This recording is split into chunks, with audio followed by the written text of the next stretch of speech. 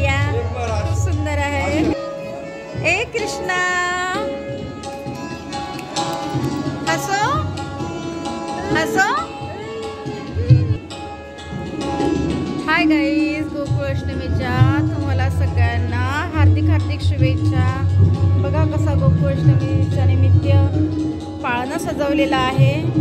दिग्रस येथे बालाजी मंदिर आहे आणि खूप सुंदर असा पाळणा सजवलेला आहे।